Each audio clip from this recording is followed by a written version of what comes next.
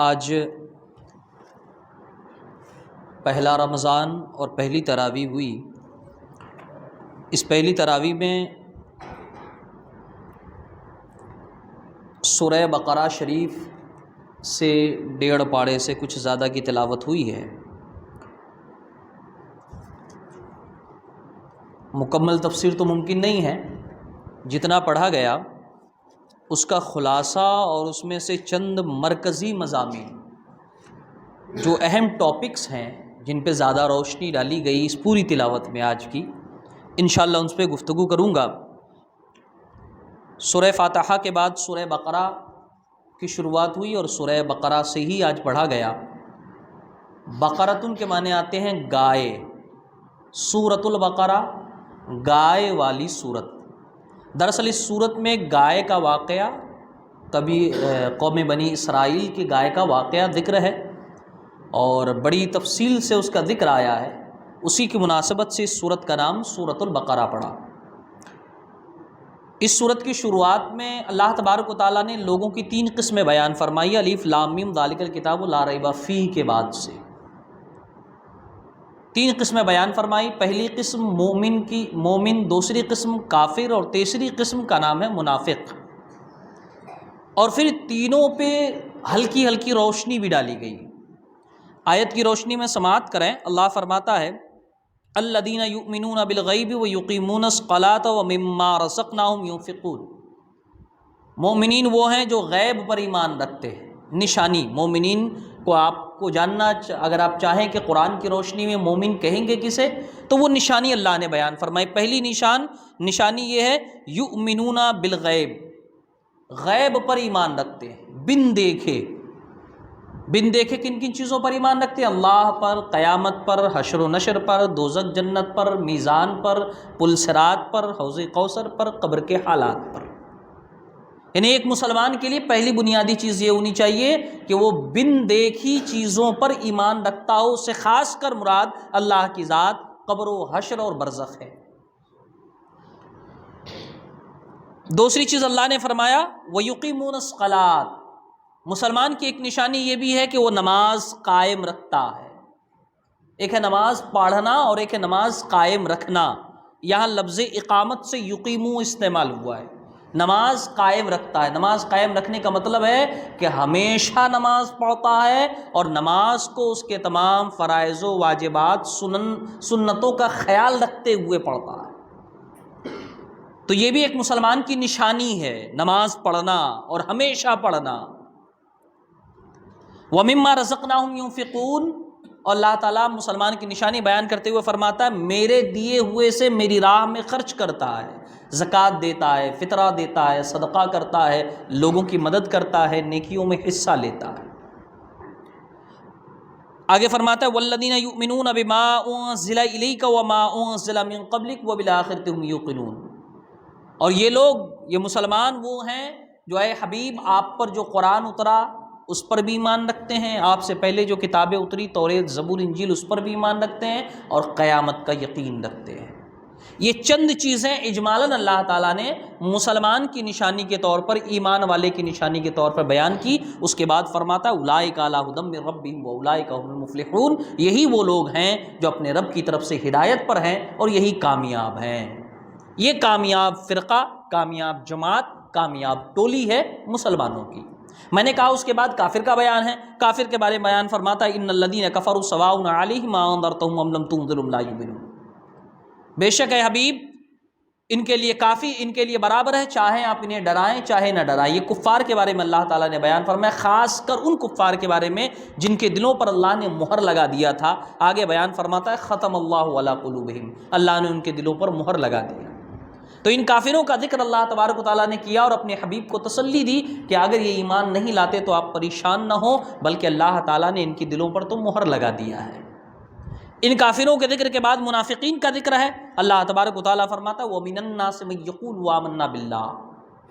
منافقین وہ ہیں جو دل میں کفر رکھتے ہوں اور زبان سے ایمان کا اظہار کرتے ہیں۔ یہ کافروں میں اور خطرناک قسم مانی جاتی ہے ان کی۔ تو اللہ تعالیٰ نے ان کا ذکر کیا کہ حبیب کچھ لوگ ہیں جو آپ کے پاس آ کر یہ کہتے ہیں کہ میں ایمان رکھتا ہوں اللہ پر، قیامت پر، لیکن وہ در حقیقت ایمان والے ہے ہی نہیں۔ پھر اس کے بعد منافقین کے کچھ اوصاف بیان کیے، ان کے کچھ کارنامے جو وہ کرتے تھے، اللہ تبارک و تعالیٰ نے انہیں بھی یہاں پہ بیان فرمایا۔ اس کے بعد ایک اہم موضوع، ایک اہم عنوان جس کا ذکر ہوا ہے وہ ہے حضرت آدم علیہ السلام کی تخلیق اور ان کی پیدائش۔ اللہ تبارک و تعالیٰ نے حضرت آدم علیہ السلام کو پیدا فرمایا اور اس کا ذکر اللہ تعالیٰ نے قرآن کریم میں اسی صورت میں بیان فرمایا۔ اللہ فرماتا وَإِذْ قَالَ رَبُّكَ لِلْمَلَائِكَةِ إِنِّي جَاعِلٌ فِي الْأَرْضِ خَلِيفَةً، یاد کرو جب تمہارے رب نے فرشتوں سے کہا تھا کہ میں زمین پر اپنا خلیفہ بنانے والا ہوں۔ پھر اللہ تعالیٰ نے پوری تفصیل بیان فرمائی، حضرت آدم علیہ السلام کو بنایا گیا، پہلے تو فرشتوں سے مشورہ ہوا، فرشتوں نے منع کیا، لیکن اللہ تبارک و تعالیٰ نے فرمایا انی اعلم ما لا تعلمون، جو میں جانتا ہوں وہ تم نہیں جانتے، میں کیوں بنا رہا ہوں۔ پھر حضرت آدم علیہ السلام کو بنایا گیا، تعظیماً فرشتوں سے سجدہ کروایا گیا، پھر آپ کو جنت میں رکھا گیا، آپ کی بیوی حضرت حوا پیدا کی گئی، ان سے آپ کا نکاح ہوا، اللہ تعالیٰ کی جب تک مرضی تھی آپ جنت میں رہے، پھر جنت سے اتار دیے گئے، اور جنت سے اتار دیے جانے کے بعد آپ سے جو لغزش ہوئی تھی آپ نے اس سے توبہ کی، اللہ تبارک و تعالیٰ نے اس کا بھی ذکر فرمایا ہے، اور پھر ان کی توبہ قبول ہوئی۔ یہاں اللہ تبارک و تعالیٰ نے حضرت آدم علیہ السلام کا ذکر قدر تفصیل سے بیان فرمایا۔ پھر حضرت آدم علیہ السلام کا ذکر ختم ہو جانے کے بعد ایک اہم قوم کا ذکر ہوا ہے جو مرکزی عناوین میں سے ہے، وہ ہے قوم بنی اسرائیل۔ اللہ تعالیٰ نے قوم بنی اسرائیل کا ذکر کیا، فرماتا یا بنی اسرائیل اذکروا نعمتی التی انعمت علیکم، اے بنی اسرائیل یاد کرو میری ان نعمتوں کو جو میں نے تم پر نازل فرمائی۔ پھر اس کے بعد اللہ تعالیٰ نے بنی اسرائیل کا ذکر بھی تقریباً تفصیلاً کیا ہے، بہت حد تک تفصیل سے ان کا ذکر ہوا ہے، ان کے کارناموں کا ذکر ہوا ہے، ان پر اللہ تعالیٰ نے جو نعمتیں، جو احسانات کیے، ان پر منہ سلوہ نازل کیا، ان سب کو اللہ تبارک و تعالیٰ نے یہاں پر بیان فرمایا۔ ان کی بہت سی شرارتوں کا بھی ذکر ہوا، سب سے شریر قوم بنی اسرائیل تھی، ان کی شرارتوں کا ذکر ہوا، ان کی شرارتوں کے بدلے انہیں جو سزائیں دی گئی ان سزاؤں کا بھی ذکر ہے۔ ان میں کچھ لوگ سور بنا دیے گئے، بندر بنا دیے گئے۔ اللہ فرماتا ہے فَقُلْنَا لَهُمْ كُونُوا قِرَدَةً خَاسِئِينَ، ہم نے انہیں کہا کہ ذلیل و خوار بندر ہو جاؤ، بندر بنا دیے گئے۔ تو ان تمام چیزوں کو اللہ تبارک و تعالیٰ نے بنی اسرائیل کے ذکر میں بیان فرمایا ہے، اور اسی میں اس گائے کا ذکر آیا ہے، اسی بیان کے ضمن میں جس گائے کی مناسبت سے اس کا نام سورہ بقرہ رکھا گیا ہے۔ وہ اس کا بھی بڑا تفصیلی واقعہ ہے۔ ایک شخص نے اپنے خاندان میں ہی اپنے خاندانی رشتے کے بھائی نے دوسرے بھائی کو قتل کر دیا، اس کا الزام کسی اور پہ ڈالا، اب پتہ نہیں چل رہا تھا قاتل کون ہے۔ ان کی تفصیل جاننے کے لیے لوگ حضرت موسیٰ علیہ السلام کے پاس پہنچے، موسیٰ علیہ السلام نے اللہ کی بارگاہ میں عرض کیا، اللہ نے فرمایا ان سے کہو ایک گائے ذبح کرے، اس کے گوشت کا ایک ٹکڑا اس پہ مار دے، مردہ اٹھ کے کھڑا ہو جائے گا۔ یہ پیغام حضرت موسیٰ علیہ السلام نے سنایا تو یہ قوم پہلے سے ہی نوٹنکی باز تھی، اس نے ڈرامے شروع کیے، ایسے کیسے ہو جائے گا، کوئی گائے کا ٹکڑا ماریں گے زندہ ہو جائے گا، مردہ پھر گواہی دے گا۔ بہرحال انہوں نے سوال پہ سوال بڑھانا شروع کیا، اللہ تبارک و تعالیٰ کی طرف سے سختیاں اس میں بڑھتی گئی، اور اخیر میں ایک وقت ایسا آیا کہ انہوں نے حضرت موسیٰ علیہ السلام کی بات مان لی، گائے خریدی، گائے کو ذبح کیا اور اس کے گوشت کا ٹکڑا مردے پہ مارا، مردہ کھڑا ہو گیا زندہ ہو کر، اور اس نے گواہی دی کہ میرا قاتل کون ہے۔ تو سورہ بقرہ دراصل جو ہے اسی گائے کی مناسبت سے سورت کا نام سورہ بقرہ پڑا ہے۔ تو یہ بھی ایک مرکزی عناوین میں سے ایک اہم عنوان ہے جس کا ذکر اللہ تبارک و تعالیٰ نے فرمایا۔ کچھ انبیاء کا قوم بنی اسرائیل میں تشریف لانے والے کچھ انبیاء کرام کا ذکر ہوا، اور انبیاء کرام کے ساتھ بنی اسرائیل کی شرارتوں کا بھی ذکر فرمایا گیا۔ انہوں نے اپنے نبیوں کی کس طریقے سے نافرمانی کی اور ان کے ساتھ جو بدسلوکیاں کی ہیں، اللہ تبارک و تعالیٰ نے ان کا بھی ذکر فرمایا۔ مرکزی عناوین میں سے ایک اہم بات ہاروت و ماروت کا بھی ذکر ہوا ہے، شاید آپ لوگوں نے سنا ہوگا، اس بارے میں مختلف روایات ہے کہ یہ تھے کون۔ کچھ لوگوں نے کہا کہ یہ دو فرشتے تھے، کچھ روایتیں ملتی ہے کہ دو بادشاہ تھے بابل میں رہنے والے۔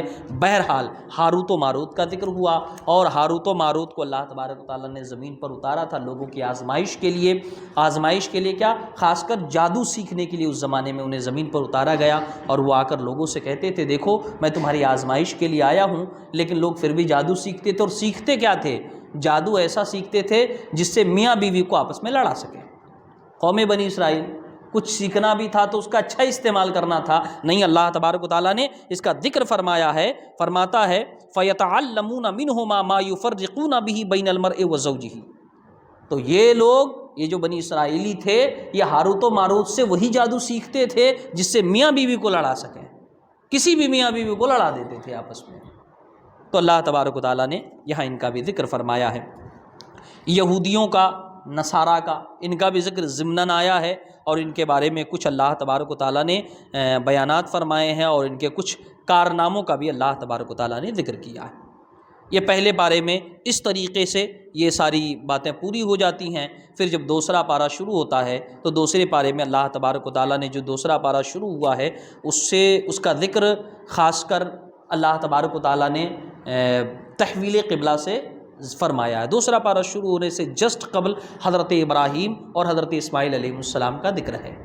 حضرت ابراہیم علیہ السلام نے جو خانہ کعبہ کی تعمیر کی اس کا ذکر ہے۔ حضرت ابراہیم علیہ السلام کو اللہ تعالیٰ نے آزمایا، کچھ آزمائشوں میں، کچھ امتحانات میں مبتلا کیا۔ آپ لوگ جانتے ہیں کہ آپ آگ میں ڈال دیے گئے، پھر اس کے بعد آپ نے اپنے بچے کو ذبح کرنے کی اللہ کی طرف سے حکم ہونے پر کوشش بھی کی۔ ان آزمائشوں کا بھی اشارتاً ذکر ہے۔ اور پھر اہم طور پر جو یہاں ذکر ہوا ہے وہ حضرت ابراہیم اور حضرت اسماعیل علیہ السلام کا خانہ کعبہ کی تعمیر کا ذکر ہے۔ اللہ فرماتا وَإِذْ يَرْفَعُ إِبْرَاهِيمُ الْقَوَاعِدَ مِنَ الْبَيْتِ وَإِسْمَاعِيلُ رَبَّنَا تَقَبَّلْ مِنَّا إِنَّكَ أَنْتَ السَّمِيعُ الْعَلِيمُ۔ اور یاد کرو جب ابراہیم اور اسماعیل نے خانہ کعبہ کی بنیادیں اٹھائی تو اللہ تبارک و تعالیٰ سے دعا کی، اے اللہ ہمارے اس عمل کو تو قبول فرما۔ تو خانہ کعبہ کی تعمیر کا ذکر ہے، اور حضرت ابراہیم علیہ السلام کی ہی اولاد میں کچھ انبیاء کا اور ان کے کچھ اولادوں کا بھی ذکر فرمایا۔ اور میں نے ابھی کہا کہ دوسرا پارہ جو شروع ہے خاص کر تحویل قبلہ سے متعلق ہے۔ تحویل قبلہ کا مطلب کیا ہے؟ آقا کائنات صلی اللہ تعالی علیہ وسلم جب مکہ مکرمہ میں تھے تو خانہ کعبہ کی طرف رخ کر کے ویسے ہی نماز پڑھتے تھے جیسے آج ہم پڑھتے ہیں، لیکن جب ہجرت کر کے آپ مدینہ منورہ گئے تو قبلہ بدل دیا گیا، قبلہ بدل دیا گیا۔ خانہ کعبہ قبلہ نہیں رہا بلکہ بیت المقدس کو قبلہ بنا دیا گیا، اور تقریباً کم و بیش 17 مہینے آقا کائنات صلی اللہ علیہ وسلم نے اپنے تمام صحابہ کے ساتھ جو نمازیں پڑھی تھی مدینہ منورہ میں، بالکل ابتدائی 17 مہینے وہ بیت المقدس کی طرف رخ کر کے نماز پڑھی تھی، خانہ کعبہ کی طرف رخ کر کے نماز نہیں پڑھی تھی۔ لیکن چونکہ آقا کائنات صلی اللہ تعالی علیہ وسلم کو خانہ کعبہ سے بڑا لگاؤ تھا، ایک دلی محبت تھی، مکہ سے تو آپ مدینہ آ گئے، ایک خانہ کعبہ کی طرف نماز پڑھ رہے تھے، لیکن اب وہ بھی حکماً وہ چیز روک دی گئی، تو آپ کو کبھی کبھی اس سے دل میں خانہ کعبہ کا بڑا خیال آتا تھا، اور آپ آسمان کی طرف سر اٹھا اٹھا کر دیکھتے کہ کاش اللہ کی طرف سے کوئی حکم آ جاتا کہ ایسا کریں، آپ خانہ کعبہ کی طرف پھر سے نماز پڑھنا شروع کر دیں۔ حضور بار بار جب اٹھانے لگے سر تو اللہ تبارک و تعالیٰ نے اس کا ذکر کیا ہے، اور خانہ کعبہ جو قبلہ تھا اس کو پھر سے بدل دیا۔ اللہ تبارک و تعالیٰ فرماتا ہے قد نرا تقلب وجهك في السماء فلنولينك قبلة ترضاها، ہم دیکھتے ہیں بار بار آپ کا سر آسمان کی طرف اٹھانا، تو ہم نے اسے ہی قبلہ کر دیا آپ جسے چاہتے ہیں۔ بیت المقدس قبلہ تھا، یہ 17واں مہینہ تقریباً تھا جو بدل دیا گیا، اور اس کے بعد پھر خانہ کعبہ کو حسب سابق قبلہ بنا دیا گیا۔ اور حضور اس وقت نماز میں تھے، کمال کی بات یہ ہے حضور نماز میں تھے، حضرت جبرائیل پیغام لے کر آئے، اور نماز میں ہی حضور بیت المقدس سے خانہ کعبہ کی طرف گھوم گئے، اور خانہ کعبہ کی طرف آپ نے نماز مکمل کی۔ اسی مسجد کا نام مسجد قبلتین ہے۔ جو لوگ حج یا عمرے پہ گئے ہیں انہوں نے وہ مسجدیں دیکھی۔ خیر، تو یہ ایک اہم عنوان ہے جو دوسرے پارے میں بیان کیا گیا ہے، اور یہاں پہ کچھ یہودیوں کا بھی ذکر ہوا، اور اس کے جسٹ بعد حج کا ذکر اللہ تبارک و تعالیٰ نے فرمایا ہے، عمرے کا ذکر فرمایا ہے، اور حج و عمرہ کے کچھ احکام بھی بیان فرمائے ہیں۔ یہ کچھ اہم باتیں ہیں۔ اس کے علاوہ آپ اس میں دیکھیں تو اللہ تبارک و تعالیٰ نے کچھ احکام ہمارے متعلق حلال، حرام، جائز، ناجائز بھی اجمالاً بیان فرمائے ہیں۔ اللہ تبارک و تعالیٰ فرماتا ہے انما حرم علیکم المیتۃ والدم ولحم الخنزیر وما اہل بہ لغیر اللہ فمن اضطر غیر باغ ولا عاد فلا اثم علیہ ان اللہ غفور رحیم۔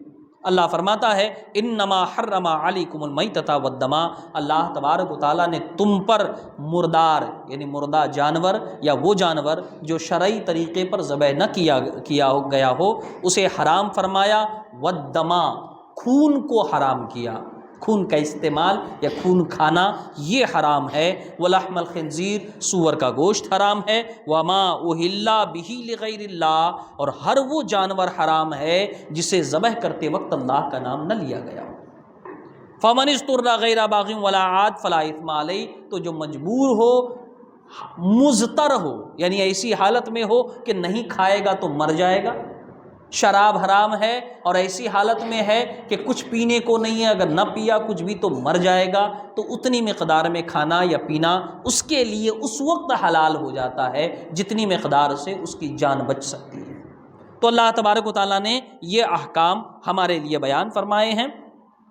اور ایک خاص چیز نیکی سے متعلق ایک بڑا اہم حکم اللہ تعالیٰ بیان فرماتا ہے لیس البر ان تولوا وجوہکم قبل المشرق والمغرب ولکن البر من آمن باللہ والیوم الآخر والملائکۃ والکتب والنبیین وآتى المال علی حبہ ذوی القربى والیتامى والمساکین وابن السبیل والسائلین وفی الرقاب واقام الصلاۃ وآتى الزکاۃ والموفون بعہدہم اذا عاہدوا والصابرین فی البأساء والضراء وحین الباس۔ یہ پوری آیت میں اللہ تبارک و تعالیٰ نے بیان فرمایا ہے کہ نیکی صرف یہ نہیں ہے کہ آپ قبلے کی طرف رخ کر کے کھڑے ہو جائیں، مطلب یہ ہے کہ فارمیلٹی کر لینا یا اپنے نام کے ساتھ کوئی چیز جوڑ لینا وہ در حقیقت نیکی نہیں ہے۔ نیکی کیا ہے؟ اللہ فرماتا ہے نیکی یہ ہے کہ تم اللہ پر ایمان رکھو، والیوم الآخر، قیامت پر ایمان رکھو، فرشتوں پر ایمان رکھو،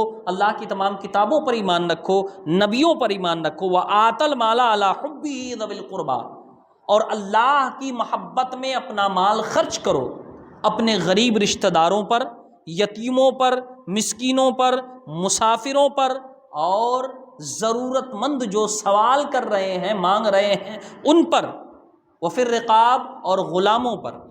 اللہ فرماتا ہے نیکی یہ ہے، فقط تم قبلہ کی طرف رخ کر کے کھڑے ہو جاؤ، یہ نیکی نہیں ہے۔ نیکی یہ ہے واقام الصلاۃ وآت الزکاۃ، اور نیکی یہ ہے کہ تم نماز قائم رکھو، زکوٰۃ دیتے رہو، والموفون بعہدہم اذا عاہدوا، اور جب کوئی وعدہ کرو تو وعدہ پورا کرو، یہ نیکی ہے کہ جب تم کوئی وعدہ کرو تو وعدہ پورا کرو، والصابرین فی البأساء والضراء، اور مصیبت کے وقت، پریشانیوں میں، تکلیف میں مبتلا ہو جاؤ تو صبر کرو۔ ان تمام چیزوں کو اللہ تبارک و تعالیٰ نے بیان فرمایا۔ اور ایک خاص چیز جو آج کی تلاوت میں آئی ہے وہ ہے روزے کا ذکر۔ اللہ تبارک و تعالیٰ نے فرمایا کہ روزہ مسلمانوں پر فرض ہے، اور روزہ رکھنا ہے ہر شخص کو جب تک کہ وہ معذور نہ ہو یا مسافر نہ ہو۔ اگر کوئی آدمی معذور ہے یعنی ایسی بیماری ہے جس کی وجہ سے وہ واقعی روزہ رکھنے کے لائق نہیں ہے تو وہ روزہ نہیں رکھے گا، بعد میں صحیح ہو گیا تو روزے کی قضا کرے گا۔